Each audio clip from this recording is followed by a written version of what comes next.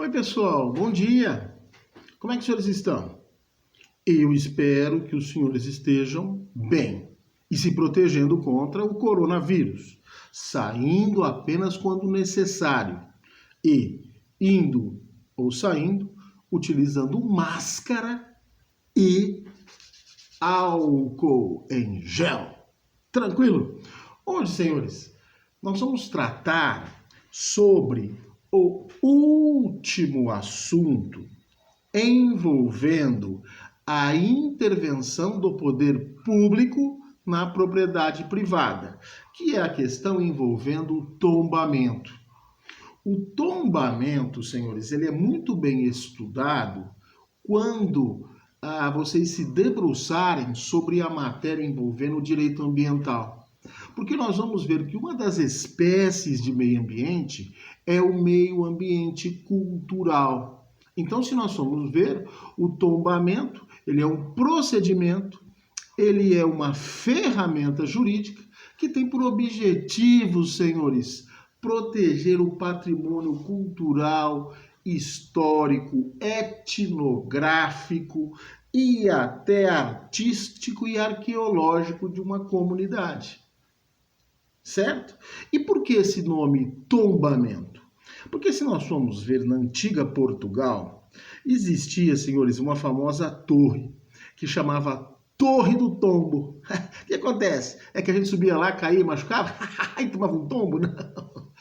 Tombo! Por quê, senhores? Porque lá havia um registro também, um livro, onde era registrado nessa Torre do Tombo tudo aquilo que Portugal resolvia proteger sobre esse aspecto histórico ou artístico. Então nós importamos esse nome de livro do tombo e tradamos o nome a este procedimento de tombamento.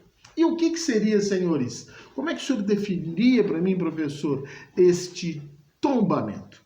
Nós vamos ver que o tombamento, ele é um procedimento administrativo através do qual será imposta uma limitação à propriedade de um particular ou então do próprio poder público com o objetivo de proteger este patrimônio artístico, histórico, arqueológico, etnológico, bibliográfico, para que ele possa ser estudado e apreciado pelas futuras gerações. Certo? E como é que o senhor definiria para mim, professor, este procedimento do tombamento? Se nós formos ver, eu gosto de uma definição da professora Maria Silvia, que ela diz assim, o tombamento é um procedimento administrativo pelo qual o poder público sujeita a restrições parciais os bens de qualquer natureza, cuja conservação seja de interesse público, por sua vinculação a fatos memoráveis da história, ou por seu excepcional valor arqueológico, etnológico, bibliográfico ou artístico. Se nós formos ver, na nossa legislação, existem 4 espécies de livros do tombo, onde a gente registra essas limitações que foram impostas a um determinado patrimônio público ou privado de uma pessoa. Primeiro deles é o famoso livro do tombo arqueológico, etnográfico e paisagístico. Tem um segundo livro, que é o famoso livro do tombo das belas artes. Um terceiro livro, que é o famoso livro do tombo das artes aplicadas. E o número 4, o livro do tombo histórico, certo?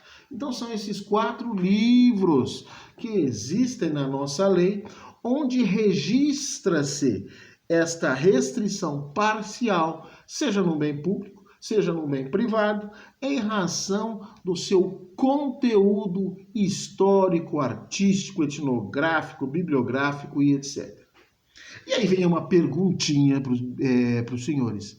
Aonde está o fundamento legal deste Instituto do Tombamento.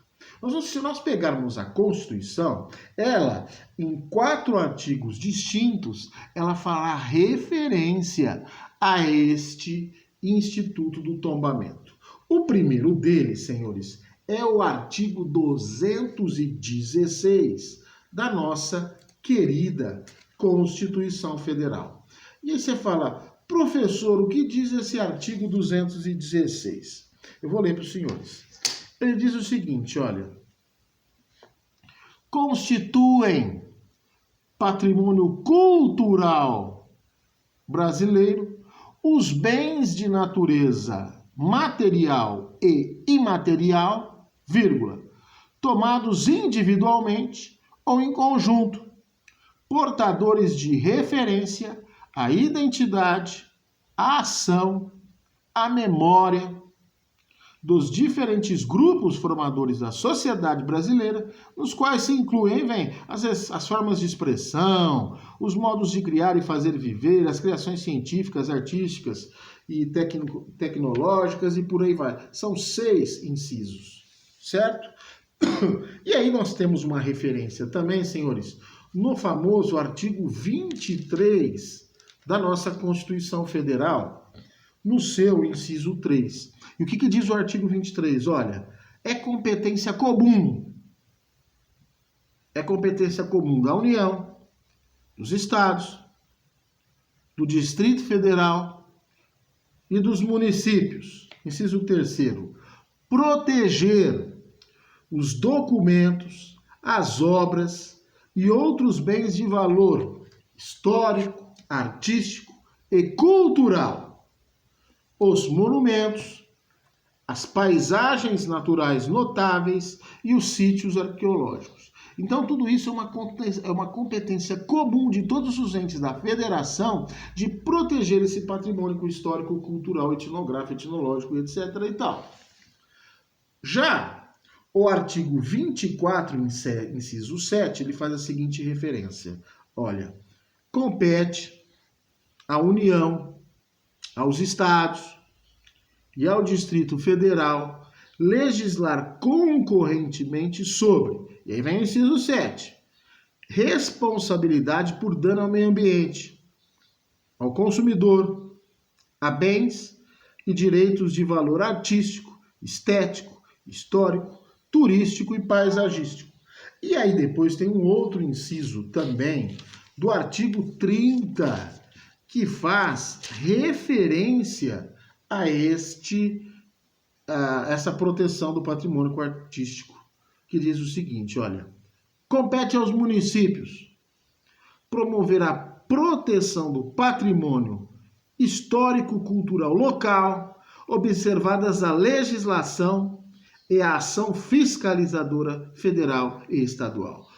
Portanto, os municípios, eles têm a competência, a prerrogativa de criar políticas públicas de proteção do patrimônio histórico, artístico e cultural. Mas as leis, elas são de ordem federal e estadual. Tranquilo, senhores? Deu para os senhores entenderem esse caminhar? E aí vem a seguinte questão. O que pode ser tombado pelo patrimônio histórico? Nós vamos ver que podem ser tombados pelo patrimônio histórico os bens imóveis. Então, de repente, eu posso tombar uma igreja. Em razão do que, senhores? Em razão de toda a pintura artística que foi feita dentro dela. Não posso mais mexer, eu tombo ela. Em razão dos desenhos, dos afrescos, né, que existem nessa igreja. Ou porque lá, por exemplo, um santo foi... um padre foi considerado santo pela Igreja Católica e ele foi o padre daquela pequena igreja. Eu vou lá e tombo por causa desse interesse histórico nela. Eu posso tombar também, senhores, bens móveis. Eu posso tombar, por exemplo, um automóvel. Ou seja, o automóvel que levou o presidente da República para tomar posse no ano de 2000, 2000 e pouco. Por exemplo, aquele automóvel que carregou o presidente Lula, que carregou o presidente Fernando Henrique Cardoso, Dilma Rousseff e o nosso querido Jair Bolsonaro. bem móvel. Eu posso, por exemplo, tombar aquela bola de futebol em que o Pelé fez o 10º gol no Maracanã. É um fato histórico que, recaindo sobre esse bem, torna ele objeto de culto e respeito histórico, artístico, cultural do nosso país. Certo? Eu posso tombar também, senhores, os bens públicos. Um bem público móvel ou imóvel. Eu posso tombar, por exemplo, a caneta em que foi assinada a Lei Áurea. Eu posso tombar, por exemplo, o prédio, o Tribunal de Justiça, em razão do quê? Do seu desenho arquitetônico para a cidade.